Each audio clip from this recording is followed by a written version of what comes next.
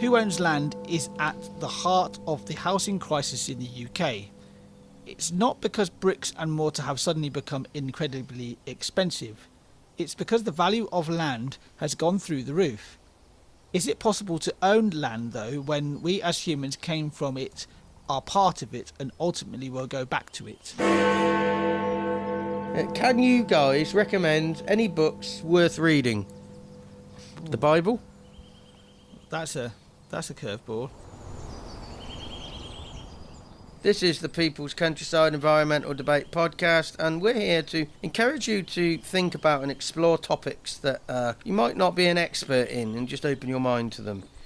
The topics today are varied. They're coming from two questions from Scotland, so from listener questions from Scotland. Anyway, I'm Stuart the Wild Man Mabbott.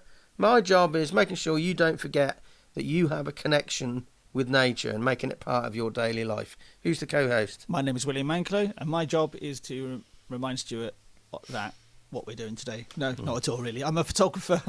You'll find me behind a camera quite often. You'll find me flying a drone quite often. You'll find me behind a microphone, like with this podcast, or in front of a live audience, which we do quite often. So we've done quite often this year, actually, already. Yeah, already.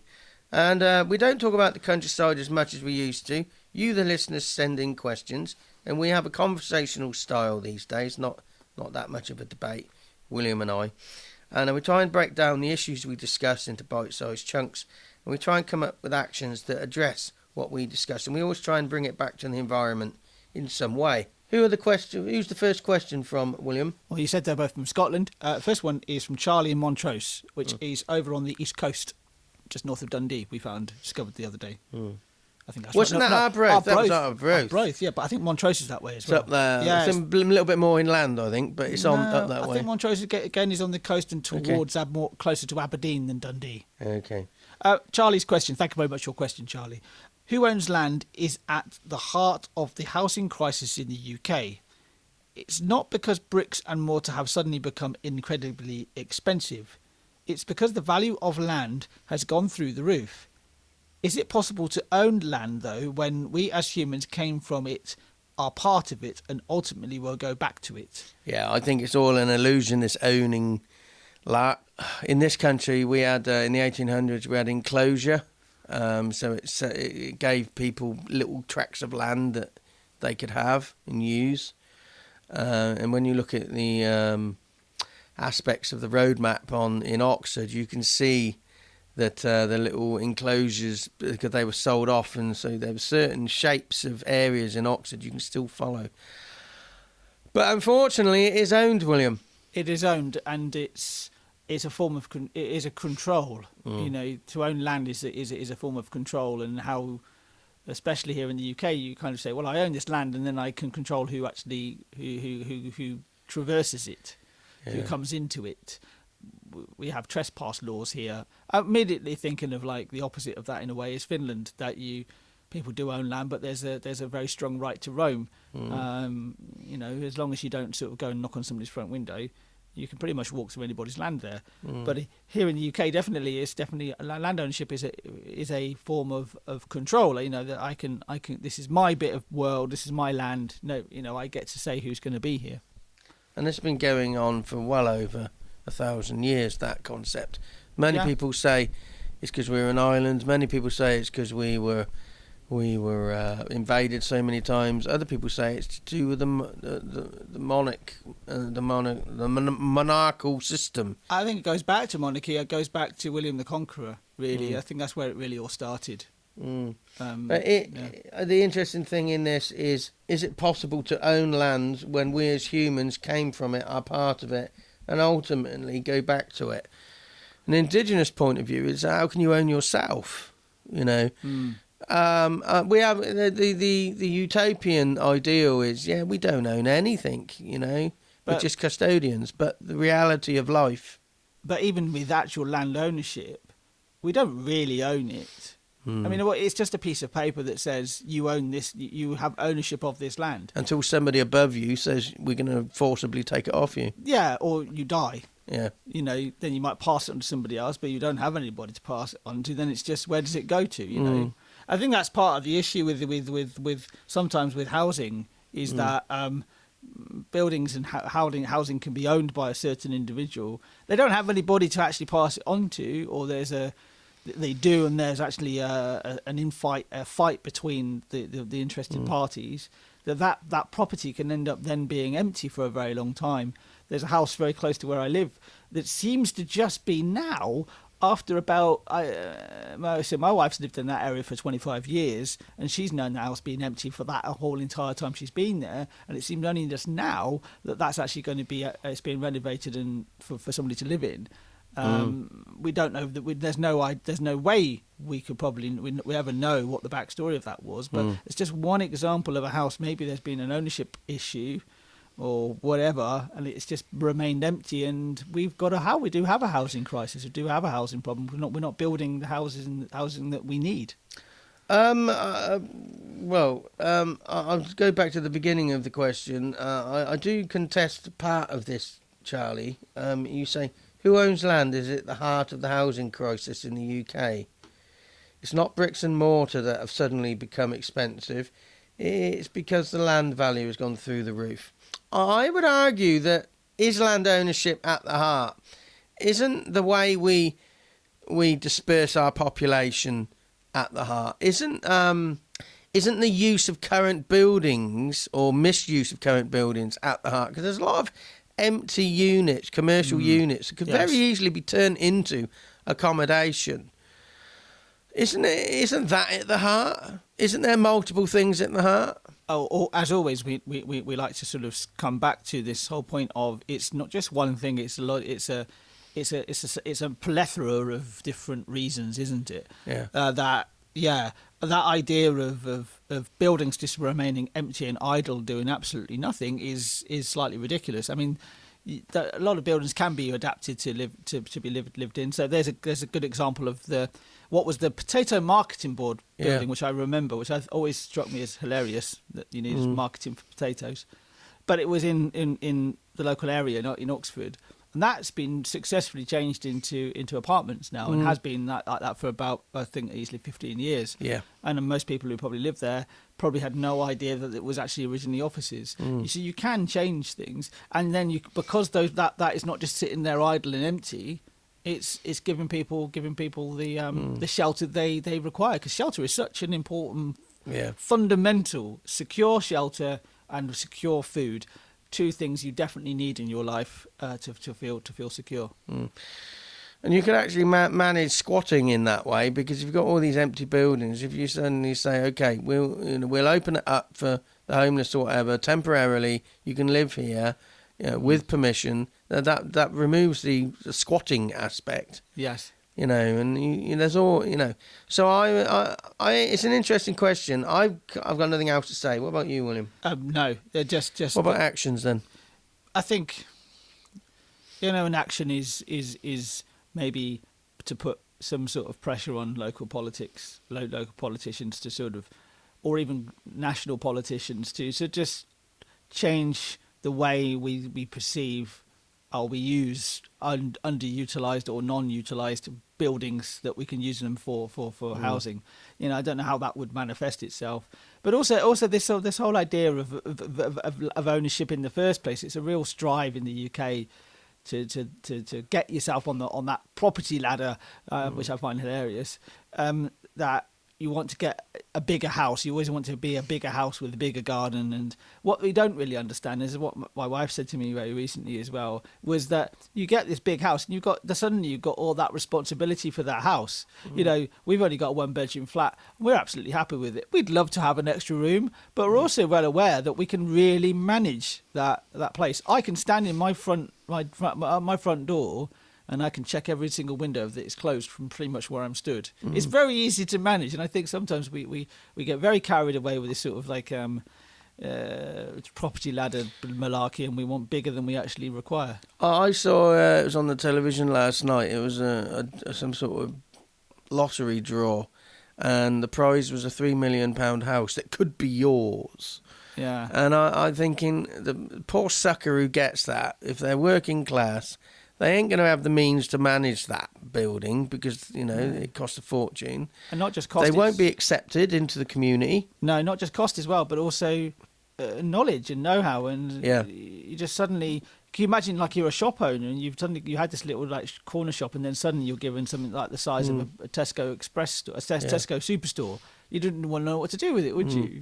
And also, the other thing is, you might think, actually, I can't manage this prize I've just won of a £3 million house. I'll sell it, but you can't sell it for 5 years.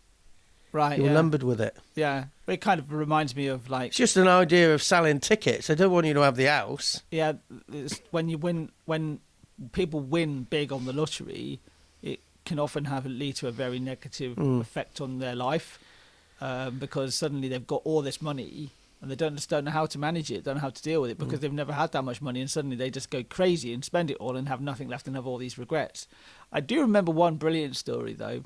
Somebody had actually won quite a bit of money on the lottery, and from the outset they were just like, do you know what, I'm just going to go crazy for a few years and just do whatever I want for 3 or 4 years, and I'm just going to spend all the money because I don't know when I'm going to die, so I'm just going to spend it all. And they afterwards said, I've got no regrets, I'm working back at the job I was doing, but it was a really good ride for 3 years. So it's like, that's the sort of that's going off on tangent, isn't it? But I think the action is to sort of just question this whole idea in yourself of like, if you're thinking about buying a house or you're thinking about upgrading to a bigger house, what is the real driver behind that? Think about it. Why do you really need that bigger house, and why do you need that house right in that particular location? And my action on this question is just stand back and have a look at your life and see, do I actually own this? Do I actually own it? Am I a custodian? And that perspective will change just the way, you'll button your shirt up slightly differently tomorrow. It will change your perspective. Yes, if you find it, you're buttoning your shirt up and it's sort of like the buttons are on the wrong side, you've got your wife's shirt on. Should we crack on with the next question, or have you got anything else to say on Charlie's question? No, next question. This one's from Gary in Stirling in Scotland. Is that on the coast as well? No, Stirling is not. It's on the banks of the Forth River. I've been to Stirling many, many times. I've got friends who live there. They live not very far away from the railway station. Stirling's in a great location because it's very, for railways especially, it's about 40 minutes to Glasgow and about 50 minutes to an hour to Edinburgh on the train. It's in a really good location. Do you want to carry on with the question? Do you want me to read this one? It's a very long question, so I think you should. Can you guys recommend any books worth reading?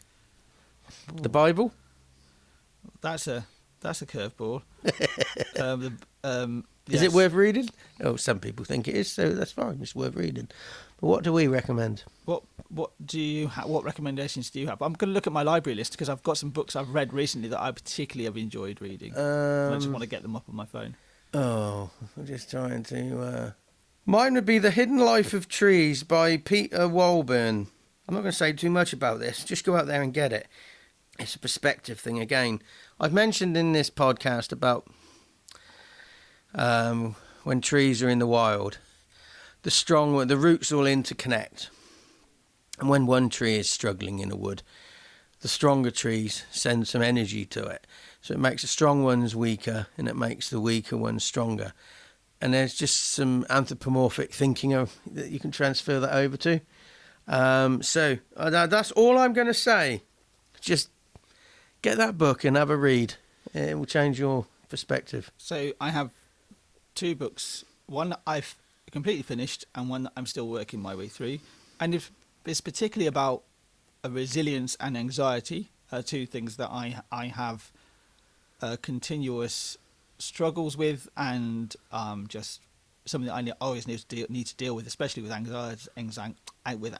Yeah, you never beat it. It's a constant thing, yeah. Constant thing, yeah. So the book I would read is a very short book by a guy called Matt Haig. Now, Matt Haig has done a lot of fiction books as well, but he wrote a book called Notes on a Nervous Planet, and it's particularly talking about anxiety, and it's this sort of broader look on modern life and about how social media kind of works its way into your life and how it can have a massive impact. So that's what I've read. It's a really, really interesting book. I found that it's like almost like a series of short stories, and sometimes it's almost poetic. These little poetic stories, which it really had a profound impact on me. Currently, I'm reading a book by Chantal Burns, which is about resilience. It's called Bulletproof. Go and have a look at that one. I'm currently about halfway through that. I'm taking my time on it because it's one of these books that doesn't tell you what to do.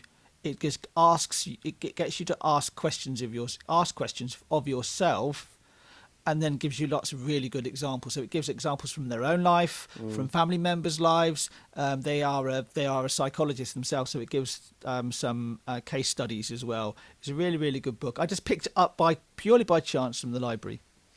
Okay, so they're the books we'd recommend. There's plenty of other books surrounding us, and we could, on another day, recommend something else. I do have an action. In action, go ahead then. An action is, if you're not a member of your local library, go and become a member of your local library, because libraries are the best resource when it comes to learning. They are free, generally speaking, pretty much entirely free. I had a very good conversation with my friend from the States, and there everything is free. In Oxford, especially in Oxfordshire, if you want to reserve a book, you have to pay £1.30, which I'm absolutely fine with doing. You know, paying £1.30 for a book that you can keep for 9 weeks without having to return it is amazing. But it's an amazing resource. And if you walk into your library often, how I found this bulletproof book was it was just on a shelf. It was on a quick pick selection. I was like, oh, I like the look of that book. I'm going to go and take that. And I don't have to buy it. There's no buyer's remorse. You don't have to think about storage. You just have to remember to return it. And if you don't return it, then you just pay a little bit of a fine, you know. So if you're not a member of your local library, go and become a member of your local library, because it's good for you, and it's also good for the library, because it means that the more people that use a library, the less chance it is going to be closed, because the libraries are really useful places for everything you can think about. They are really good safe places as well. People like to go there to keep warm during the winter. They like to go there just to feel like they're not on the street at that moment in time as well. So they're a fantastic resource. That's my action. Okay, that's Gary's question covered. But there's a quick thing before we go. How's this preparation going for your sponsored challenge in the summer, William? Oh, it's going okay. I mean, my sister Victoria and me, we're doing a 3-day sponsored challenge in over the August bank holiday, which, if my memory serves me correctly, is the 24th, 25th and 26th of August, Saturday, Sunday and Monday. We're going to be walking from Putney in London to Henley in 3 stages. So we're at the part where we're actually getting the plans of where we're going to be walking and in what distances. We know where we're going to go to. We've got some hotels that we want to stay in. We're now trying to we're steadily getting people to actually kind of come along and help us and assist us, you know, to carry our bags and that type of thing. Can anybody join you and walk? Anybody can join us, because it would be really a big help. I know one of my friends is going to at least potentially be alongside us. Stuart, you're going to be there. Hopefully, if I can get access to the route. Yeah, because the fundraiser we're doing is for your wheelchair, Stuart. Yeah, the all-terrain wheelchair. All-terrain wheelchair. So that's one reason why we're doing it. But it's also, you know, my sister and I had a very big thing happen to us in our life last year, and it made us closer. And I just want the opportunity whenever I can to be with my sister. And what better way than to walk 60 miles along the river with your sister? And that'll be a test of our relationship, right? Yeah. So basically, I do have a wheelchair at the moment, but it's an indoor one with some outdoor capacity. But there are gates and stiles and all sorts of barriers along the route. So I'm going to struggle to. We're going to have to plan where I meet you. Yes. But the fundraisers for the all-terrain chair I need. How can people find that fundraiser online? So it's justgiving / I can never remember the exact thing. Justgiving.com .com / crowdfunding / Wild Man on Wheels. Yeah, you need to remember the justgiving.com. Justgiving.com / fundraising. Crowdfunding. Thank you. / crowdfunding / Wild Man on Wheels. Thing is, I don't look at it because I've got it hyperlinked in my I've got it linked in my bookmarks. So whenever I look at it, I don't type it in. Maybe that's what I should do.